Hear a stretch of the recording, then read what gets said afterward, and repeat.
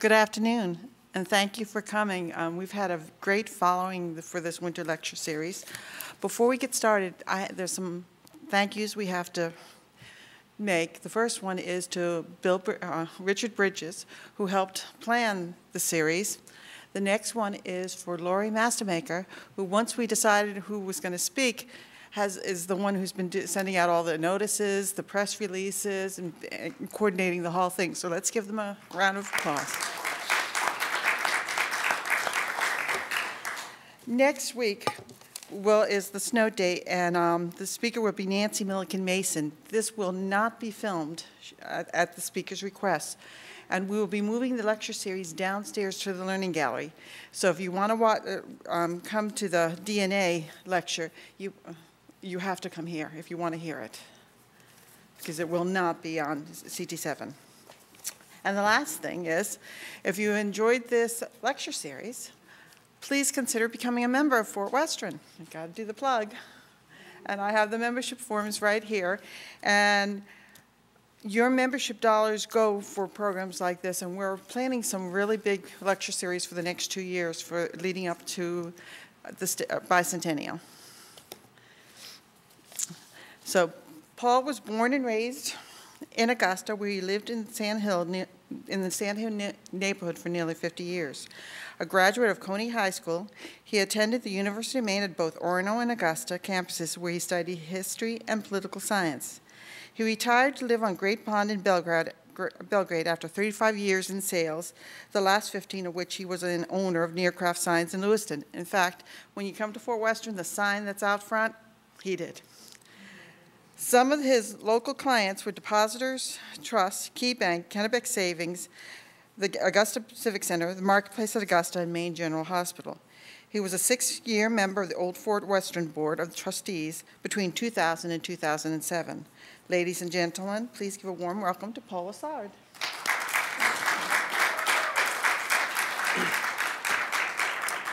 Thank you, Linda. It's really an honor and a pleasure to be here to tell you about my connections to Old Fort Western. And as Linda mentioned, that sign out front is something that I designed when I was on the Board of Trustees. It was during the anniversary year. Actually, it was the year before 2003. And all of the images that you see there, up until recently, were my connections to Fort Western, because they were my designs. In 2005, however, my wife and I, my 2 brothers and their wives, we took a trip to Canada following the Lessard family genealogical roots, and we went up through the Beauce County, which heads north, and we found our way back to St. Anne. And if we can go to the next slide. This shows you, from a genealogical standpoint, the trip, the journey that my family took from France in 1645 all the way to get to Augusta in 1895. The patriarch of the family was 22 years old when he left France looking to for his fortune, I guess, because there really wasn't much hope for a farmer in Normandy to do anything. But he was an entrepreneurial type, landed at Tadoussac, which is an ocean-going port on the St. Lawrence River, and not long later he acquired a small boat, an open boat, a shallop, very similar to what the Pilgrims used to go between here and Plymouth. He traveled between Tadoussac and brought goods between there and Quebec City. And it wasn't too long, by 1652, he was able to acquire some land in the town named Chateau Richer at the time.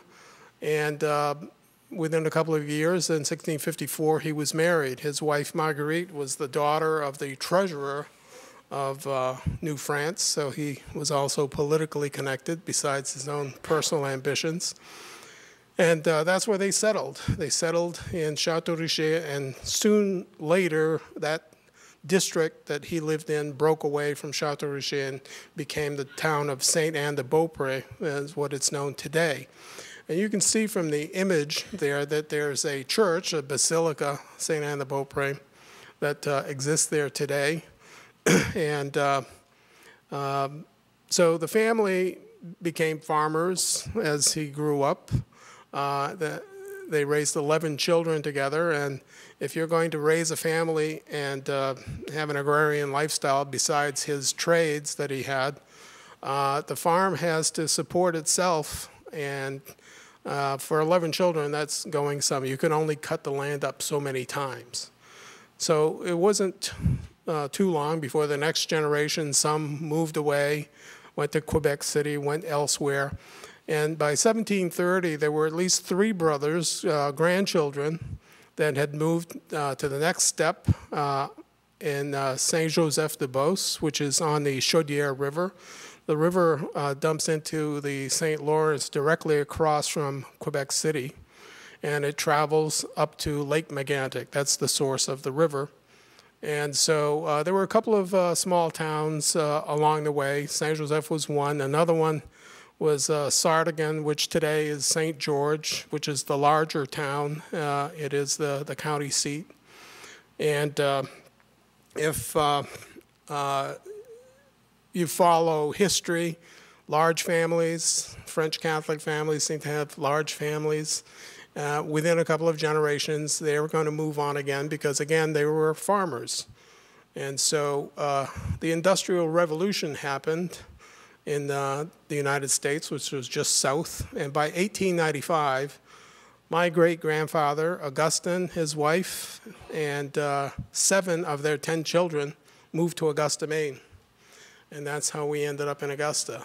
My grandfather, Joseph, was 15 years old at the time, and he ended up working in a factory. You know,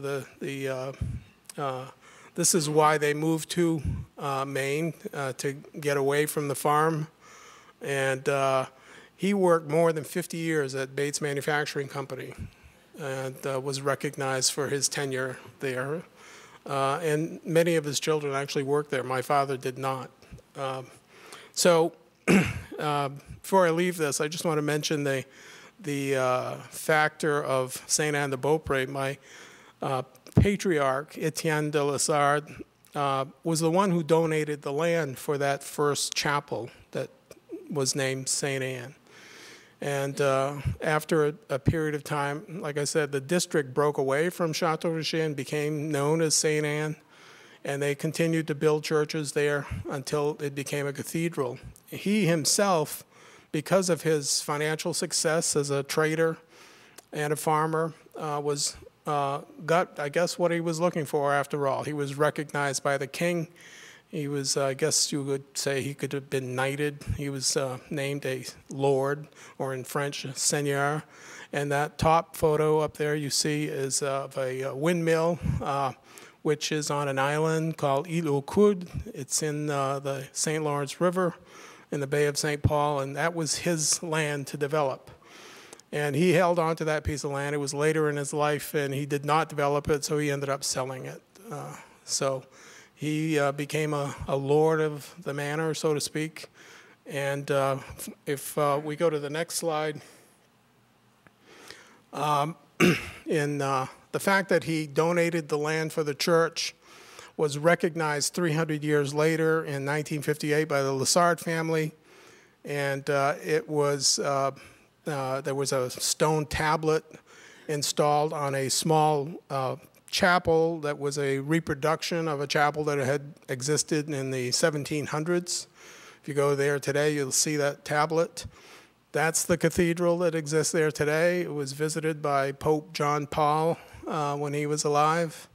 And on the right, you'll see a stained glass window recognizing the fact that the land was donated by E. de Lessard, it says. So moving on. I didn't know all this when I was a kid. This was something that I only found out later. And getting the family lineage was not a difficult thing because this vertical line that you see from myself to the first Lessard shows that I'm in the 10th generation of Lessard's that live in North America. And how I found that out was in the 1980s at the Calumet Club. One of my cousins, in fact, who was president of the club, Richard Bichard, started something called the Festival de la Bastille. It was a festival to honor the French-Canadian traditions. It goes on today. As a matter of fact, this year there'll be another one. It happens every other year. And at that time, I went to the festival in the mid-'80s, and there was a booth in a tent by the Calumet Genealogical Group. And they said for some small amount, I don't know what it was, $5 or $10, they give me my family lineage. And I said, well, okay, I'll come back at the end of the week. And they said, no, just come back in a couple of hours. Apparently, the Lessard family is fairly easy to trace. And what I've done here is I've kind of expanded on that simple lineage. I've added the names of their wives, the dates of their that they were born and died. And if you could read down through, you would see, that somebody was the 5th out of 11 children and so on and so forth. In the left-hand column, it says where they were born. And then I posted information that indicates when they moved. And then it says right there, 3 brothers moved to Saint-Joseph-de-Beauce in the 1730s. So these were 3 brothers. One was Etienne, the other one was Pierre, my ancestor, and another one on the right is Francois Malot. And so as it goes on, my brother Ray is the one who kind of develops these family tree things that goes every which way. And I'm not particularly interested in that unless there is something to find out. That he just kind of goes on and on. On the other hand, I stopped where I am. I could have added my 2 brothers. I could have added their children. I could have added my children. My daughter is here with my grandson. So it goes on. If you do genealogies, it's a big project. But it wasn't anything that I really worked on unless something else drew me to it. If we continue on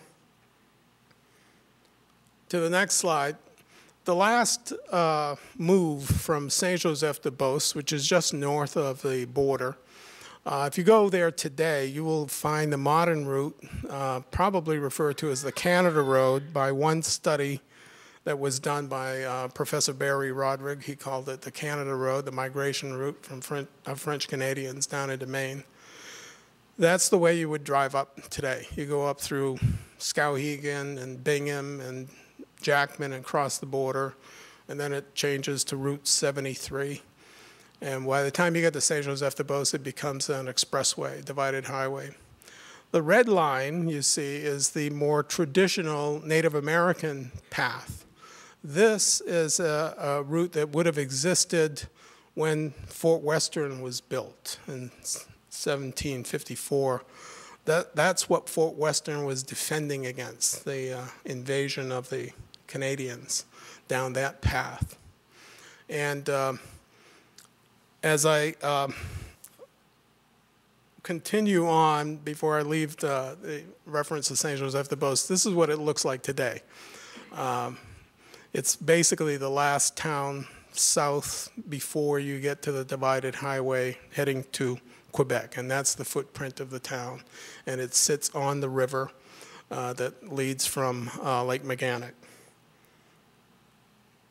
So getting back to the traditional Native American path, I first ran across this when I was a college student at UMA. I was very fortunate to get a job, a work-study job at the Maine State Library. I was working for Ed Churchill, doctor. Well, he wasn't doctor yet, but he was still working on that. And so he was my supervisor. And he knew I was from Augusta, and he gave me an assignment. They started selling a toy in the gift shop that was a cardboard cutout, slipped together thing that was a reproduction of the main lodge at Fort Western. So he said, oh, you're from Augusta. You must know all about Fort Western. This would be an easy job for you. Well, he was half right. I was from Augusta. I knew nothing about Fort Western other than the fact that it was between Fort Western Tire and Taylor Shoe, and maybe I had heard about the Arnold expedition, but I knew nothing. Fortunately, the Maine State Library was in the same building, so I spent the next week in the library reading as much as I could to find something to say. Fortunately, it was only one page, so I could kind of boil things down, trying to find a point of interest that might catch a child's interest. What was Fort Western? What happened there? And to move on, I ran across this book by Kenneth Roberts. Kenneth Roberts is more famous for his novel, Arundel, which is about the Arnold expedition. This book, on the other hand, is a compilation of the journals of the participants in the Arnold expedition. And so this was his research to write that novel. And so he, to my amazement and at least to my pleasure because I was able to use the information, he put all these things together, and inside the cover, which you see on the right, you'll see the route, the path of a highway that approximates the Arnold expedition. I'm not sure that in 1938, when this was published, that the Canada Road had been built yet, but certainly in 1938, you could get to Saint-Joseph-de-Beauce by using these directions. Now, whether they were just for the benefit of somebody wanting to follow the Arnold route, well, I'm not sure. But it's possible that in 1895, my ancestors might have traveled this route as well, if that road through Jackman did not exist. So in reading on, I learned that the Arnold expedition was in fact a two-prong attack on Quebec, something I didn't know. I guess if you live in Augusta, you kind of focus on Augusta. But what happened is that after Concord and Lexington, the American forces gathered outside of Boston, and this is when Washington was first appointed commander-in-chief of the military. And Benedict Arnold came to him with this idea about attacking Quebec. He felt that there was enough sentiment against the British among the French Canadians that when they went up there, that the French would join in the revolution.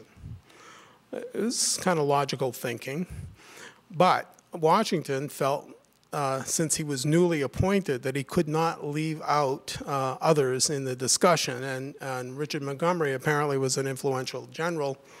So he said, well, I'll consider it as long as General Montgomery agrees to it. And so it took a month, better than a month, to transfer information back and forth. And Montgomery agreed to do it with the provision that he also attack through Montreal. He was at Ticonderoga. So they created this two-prong attack.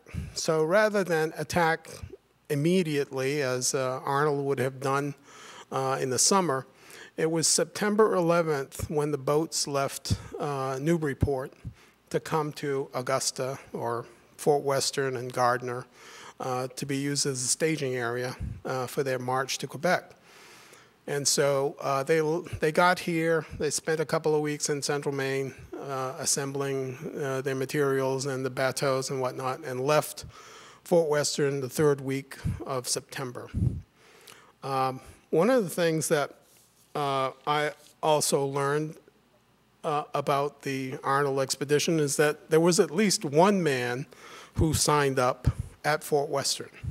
I remember when I was on the Board of Trustees, we had guest speakers and whatnot, as we do in this lecture series, and I asked that question, how many people had signed up at Fort Western, figuring it was at least a handful. And I can't remember who it was, but the author said, well, as far as I could tell, it was only one. And of course, if there was only one, I knew who that was, because I had read these passages from the official Henry Dearborn Journal. And these are the excerpts from November 5 and November 6, when they reach Saint-Joseph-de-Beauce. it says that Charles Hilton and Charles Bourget, B-U-R-G-E-T, a French lad enlisted at Fort Western, who was a native of Canada. There's a lot of bad spelling here. So immediately I said to myself, he's also misspelled Bourget's name. It sounds right. It's a phonetic sounding. So when he spoke it back, it sounded good. But it should have been spelled B-O-U-R-G-E-T, not B-U-R-G-E-T. And, you know, I guess spelling was not a big thing in the 1770s because had it been, I would have expected Dearborn to do better because before he enlisted, he was actually a practicing physician. So he should have known how to do things. And if you read through his journal, you'll see all kinds of errors. As a matter of fact, further up in that same text, you'll see Major Bigelow. Bigelow Mountain's named after Bigelow, and it's B-I-G-G-A-L-O-E, which is not correct. But nobody was giving out grades for spelling. So in the case of Bourget, if you want to call it that, or Bourget, it says here that on the 6th, I hired an Indian to carry me down the river 9 miles to one Sans Souci, again misspelled. It says a Frenchman's, one of Charles Bourget's relatives. Now, this is the official Dearborn Journal. This is the journal that is kept at the Massachusetts Historical Society. If you know who Henry Dearborn is, the reason that his journal it was kept at the Massachusetts Historical Society is because he became a very important person in the rest of his life. After the Revolutionary War, he returned to central Maine. He lived in Gardner. He was elected twice to the U.S. Congress when the United States was a new country. And after that, he continued on in the military and became a general. And not only that, he became a general, but he was also appointed Secretary of War during the War of 1812. So he was a very important guy. He closed out his career as a U.S. ambassador. So it was no wonder that they were looking to have his papers stored someplace. And this journal was missing. And if you look in the records, you'll find that he had to reconstruct his journal. And that brings out an interesting point. The fact that he named names in his journal would have not been the norm during the war in case the papers were taken by the enemy. They didn't want to put people at risk unnecessarily. He might have named a town or a place or whatever, but he would never name a person. And so that even confirms the fact that what he tried to do here was to try to give credit where credit was due, because the last line that is highlighted there, it says that I took to my bed immediately. I was this time in a high fever. When he crossed the height of land, it's possible that he had more than a fever, that he probably had pneumonia, because he actually spent 4 weeks in Saint Joseph recovering from his fever. That's something a little more serious, I think, than a fever. So, so I think he gave credit where credit was due long afterwards. This was in the 1800s when he rewrote his journal. Now, if we, this again, got my curiosity going. I was in my early 20s, and I said, oh, yeah, I'm going to have to look into this one day. Well, 45 years later, I got to do it. It's one of those lists that, you know, never seem to go away. But having an interest in history, I figured, well, who is Charles Bourget, B-O-U-R-G-E-T? I happened to be a member from that trip we took in 2005. I had to join the Lessard Family Association, and we get this newsletter 3 times a year, 4 times a year. So I said, well, what a better source, because after all, the association is headquartered in Saint-Joseph-de-Beauce. And why is that important? Well, part of my research in 2017, when I started doing this, was I found a book published in 2011 called Voices from a Wilderness Expedition. again, another book written about the Arnold expedition. In this book, the author, Stephen Darley, claimed to have found the original journal, not the reconstructed journal. And the original Dearborn journal was listed in a historical archive in a university in Glasgow, Scotland, in their library, under the name Captain Durbin. Close. But here you have, again, a cross-ethnic group. You have a Scottish guy hearing the name Dearborn, English name, and he writes Durbin.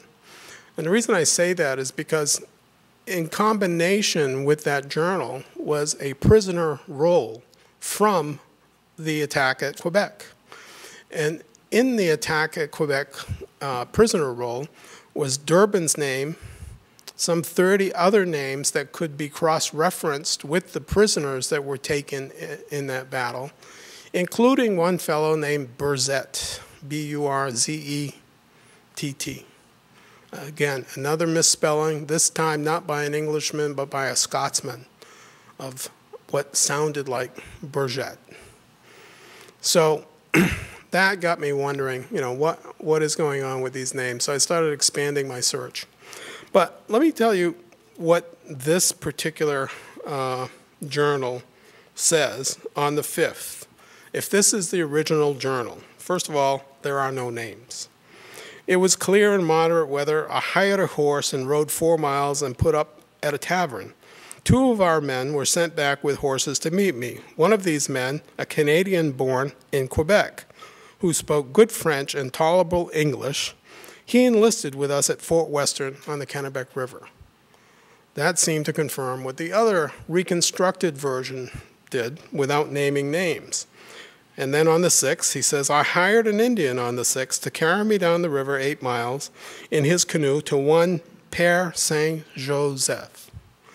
So the town was named in this so-called original version. And he says, where I took lodgings, and yet as I continued ill, but my men marched on to Point Livy. Point Livy is directly across the St. Lawrence. If you go on and on, in December 7th, he writes again, I had been very ill and was extremely reduced at Père Saint-Joseph from the 6th of November, and I could not join my company until this day. So there's the 4 weeks. So the entries for the 4 weeks are something that he basically got information from members of his troop. And so the same thing happened. He did not participate in that 4 weeks at Quebec, but he rejoined the army at Quebec in the first week of December, or after the first week of December. So you have Dearborn giving credit to Charles Bourget, Charles Hilton, and so that name spurred on my curiosity, and I asked the question to the Lessard Family Association. I said, well, is there a Charles Bourget who had a relative, Sans-Souci, who lived in Saint-Joseph in 1775? Do you have records that can indicate that? And I further asked, is there such a person, Charles Bourget, that might have been between 18 years old and 30 years old? And I used that age bracket for the simple reason that if he had enlisted at Fort Western, he needed to be old enough, 18, to have made the trip by himself to get away from Quebec City, or young enough, at least in the sense that he had not settled down yet. So 18 to 30. They came back with the information that no, there was no Sans-Souci that lived in that area. All right? The second part of the question, they came back with 2 names, and both names, to my surprise, were related to the Lessard family. Both their mothers were Lessards. In fact, I think they were sisters. So you have the older of the 2, who was born in 1750, I researched. In Canada, it's very easy to find information. This is from an official document that the government is keeping, but originally, these documents, birth, marriage, and death, were kept by the church. And the church, it seemed like everybody was Catholic, and the church really kept good records. And so you have in this document, Pierre Bourget, born in 1730. He was married to Catherine Lessard. Their first child, Charles, was born on the 19th of March, M-A-R-S, Mars, in 1753. So tomorrow, he would have been 265 years old. And so the other fellow was born in 1750. There were additional entries for the other fellow who was born in 1750, the fact that he got married, settled. So I ruled him out. I didn't think that he would have made that trip to Fort Western. So why would this fellow have done that? Well, if he was born in Quebec City, in 1759, when the British took over that city and took over Canada, he was 6 years old. Now, he had to grow up learning to speak English to get by, which made sense when you start talking about he could speak tolerable English. So a young man learning to speak English, living in a society where his family members and himself included probably were very resentful of the fact that their country had been taken over by a foreign power. Now, they didn't revolt, they didn't do anything, but yet I'm sure they weren't pleased at that situation. And that's what this guy grew up at. And when he was old enough, in this case in 1775, when he was 22 years old, he left. I don't know exactly when he left, but at 22, he signed up for an opportunity to come back home to take over, to recapture his homeland. You know, didn't have very many opportunities like that to sign up for an army. So this, I figured, was the right man. Since the records were so clear that only two names came up, he had to be the guy. If we add his lineage to mine, his is on the left, Charles Bourget, and I use my training from real estate law, he becomes my third cousin 5 times removed. And the dotted red line, you see the 4 names there, those are the 4 adults, at least in those 2 lines, that were living in Saint-Joseph-de-Beauce at the time that the Arnold expedition went through that town.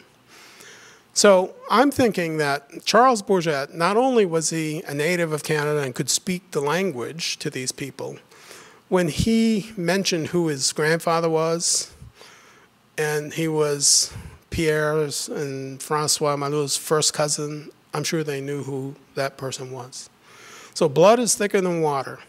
And I'm sure that they all shared that same sentiment of resentment towards the British. And the reason I say that is because Bourget came in with his commander, Dearborn, after probably 4 or 5 days behind the lead group that Arnold was in. Arnold had made the arrangements by paying people for food and lodging and other things in preparation for his army that followed him. So they had not put up any resistance for the army. In fact, they relished at the opportunity to help. At least they were making money on it, but nonetheless, that was their way of getting back, I guess, at the British without joining. And so Arnold may have been wrong about these people coming to fight with the rebels, but they certainly did not dissuade them. Matter of fact, in the following summer of 1776, when the British authorities finally came back, the thing that caused the French to be so placid after 1759 was that the British were smart enough to maintain the form of government that had been there previously, which was the seigneury, the lordship setup. In addition to that, they allowed these French Canadians to continue to worship as Catholics, completely unheard of. You know, Henry VIII, you know, the separation of of Protestantism from Catholic Church. So in order to be least disruptive after they took over this country, they allowed them to continue their lives, their day-to-day lives, as they had known. So there was really no reason to rebel. Nothing had changed other than the fact that there was a new ruler. And I think that I've heard some people say, well, you know, one king is just as good as another, you know, as long as their day-to-day activity didn't change. So there was not, I guess in the United States, there was this taxation, there was all these things that was going on. That didn't happen up there. Their lives were not disrupted, except for the resentment factor and the lack of defense on the perimeter. You didn't really see much exhibit itself. So in the case of 1776, what happened after the American Army went through? This book called Quebec During the American Invasion is actually a translation of some of the papers that were filed, the English government actions that took place after the fact. And in this case, at Saint-Joseph-de-Beauce, on Thursday, June 27, 1776, the militia was assembled at 10, and the reading of charges followed. The dismissal of Francois Lessard as captain of the militia, Francois Lessard the son as a lieutenant, and Louis Paré as ensign, and on and on. 83 men were reviewed. Then there was a public address, then cheering, and then long live the king, the oath given to the royalty, the English royalty, which was the same type of oath that had to have been recited in 1759 when the British first took over. So it was sort of like rubbing salt in the wounds. It was very embarrassing, I think. When I started asking questions of the Lessard family in Saint-Joseph, all I heard was, it wasn't much that happened here. I think they didn't really want to talk about it. I think that after whatever it was, maybe 5 generations, they had forgotten. And it was too much of an embarrassment to even think about. It got to the point where, that's where I initially had stopped reading, and then lately in preparing this, I kept reading on the next couple of pages. And it basically spells out what the problems were. And it says that spies have been repeatedly passing through the parish in the last summer without meeting with the slightest opposition. When the rebels passed through the parish, the habitants, the inhabitants, helped them most willingly. The majority of them provided the rebels with canoes and received payment to help them take them down the river. And Francois Lessard behaved in the same manner. Cited among the worst subjects, the first name, Lessards. So I'm asking Lessards of what's going on, and this is the official record, and they're not talking. And I guess I don't blame him. So if we continue on, how do I know that this is the right man, besides my speculation that he is the right man? In 1818, Charles Burzett, B-U-R-Z-E-T-T, which is the way that his name ended up being spelled in his second company that he joined, which was out of Wethersfield, Connecticut, the 2nd Light Dragoons. It was a cavalry unit. It was actually the first cavalry unit commissioned by the Congress. He had spent 5 years with the 3rd New Hampshire Regiment, and then he signed up. And when he retired or filed for his retirement pension, this is the document that was filed. It's kind of hard to read, so I've kind of spelled it out. On the 11th day of May in 1818, and if you continue, it says that he was illiterate. No wonder the name was misspelled so many times. He was not going to be able to correct the spelling. So he was lost to history unless you expanded the spelling by 6 or 7 or 8 ways. These documents, as far as family heritage and whatnot, Ancestry.com, I was a member of that. part of their group. This came from fold3.com, which was an extension of ancestry.com. But they pointed, this was pointed out to me by the Danbury Historical Society. So there's a lot of sources. If you're doing genealogical study, there's a lot of sources that you can tap into, especially with military history. So when someone files for a pension application, in this case, it spells out the fact that he had enlisted as a private soldier at a fort on the Kennebec River in the province of Maine, now in the state of Massachusetts, and served in a unit commanded by Captain Dearborn, since General Dearborn of the late war. So everything meshed. But his pension application had to be certified. Somebody that he had served with had to file an affidavit. And usually that was the payroll master. And the payroll master for the 2nd Light Dragoon unit did submit an affidavit. But he also had a second affidavit that was filed. And this one was filed by one of the commanders of one of the units in the 2nd Light Dragoon. Now, he's not listed as having served under him, but I don't take that too seriously, because this fellow, Major Benjamin Talmadge, was in the inner circle of officers in Washington's command. And he was what you would consider the head of the Secret Service. It was called a culper ring. And he was the head of Washington's spies. And they directed information in and out of New York City during that time of the revolution, before the end of the war, actually. So if any of you have watched a TV series on AMC network, it's called Washington Spies. And I had watched that before I had actually read this, and I go, oh my gosh, he's a real person in real history. But the thing about these spies is that you're not going to find any paperwork. They burnt all the paperwork, destroyed it. So the fact that something does exist in this form, I checked with the current commander of the reenactors group from Connecticut, and he said it's highly unusual that Major Talmadge would have filed something, and only if he knew that person. So that was the only statement that I could make about that, that Charles Bourget, however you want to spell, knew Benjamin Talmadge. Now, I did go to Connecticut last year.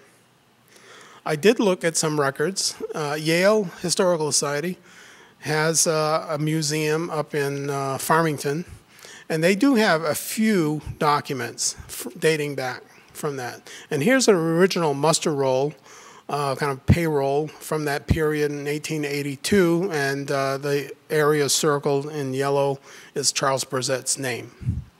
So original handwriting, original document, and at least I was able to see something original.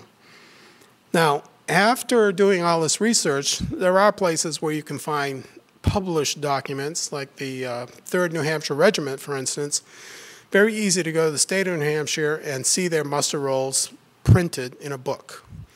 And you don't, I suppose I could find the original ones, but the printed ones were just as good since they were certified by the state. And when I accumulated all these things, I came to a realization that in the winter of 1777 and 1778, that unit went to Valley Forge, another very famous place in American history. And not only did the unit go, so did Charles Bourget. So I filed information with the Valley Forge Legacy Group, sent them copies of the documents that I had found, and they added his name last fall to the muster roll for Valley Forge. So this whole thing that started out because I saw a misspelled French name turned out to be quite a journey. The fact that his connection to Fort Western happens to be my connection to Fort Western because he now is a relative of mine. That was a major surprise. I never expected that. But here is, on this last slide, basically a timeline of from birth to death of who Charles Bourget was, his military service. They're all in blue. And what's in red there is his first enlistment in 1775 at Fort Western. I'll answer any questions if anybody has any.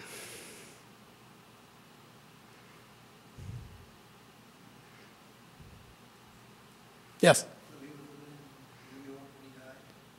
He died in 1825. He ended up living in upstate New York. Apparently, upstate New York, a lot of that land was given to veterans. You know, they were owed a lot of back pay, and so he got some land and ended up living on a farm in German, New York.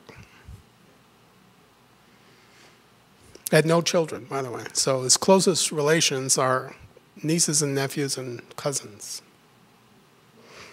Yes. Yes, it is, as a matter of fact, yes. I think so. The documentation, you know, basically called it German, but it's probably Germantown, yeah. Yeah. Yes? I see your relatives were in Canada in 1730. I was just wondering what kind of relationship, did you find any information with that kind of relationship with the Native Americans, and did they participate in the French-Indian War before the American Revolution? That's a good question. Like I said, I have not pursued anything beyond what I was looking for. Maybe my brother Ray would be the guy to ask, but it's possible. I know that you know, the fact that they've been here since 1645, there obviously had to have been contact. Whether they were in the, well, I think what happened is that you ended up being in the militia whether you liked it or not. So, but there was no military action during the French and Indian War beyond the attack of the British. The British deported all of the French, more or less, from Acadia, which is Nova Scotia. So that was a big problem. And then the army worked its way around to the St. Lawrence, and as they made their way up to what was the military stronghold of Quebec City, they burnt everything in their path, which really could have been a cause for a lot of resentment because, for instance, the guys that moved to Saint-Joseph-de-Beauce probably were raised in that house. And the house at Sainte-Anne-de-Beaupré was burned to the ground. So. They also destroyed St. Francis, the St. Francis Indian village. Yeah. Yeah, the British Army really torched everything. So. But like I said, they were smart enough to kind of quell any repercussions by allowing them to continue with their religion and their government setup. Yes? But you're talking about Indian reservation at St. Francis? Yeah, he was up there. Well, Roger Rangers. Yeah, they didn't move it up there. One problem I understand in our I've ever seen was that from that site, they were mounting some attacks against New England. So I guess there was some, it was a terrible thing that happened, but I guess there was some military reasons. There was always conflict right here in Madison, Maine. Oh, yeah. Well, yeah, the French and Indian War, obviously, Fort Western and Fort Halifax were built as a perimeter defense to that. So, yeah. Anything else? Well, thank you very much for your attention.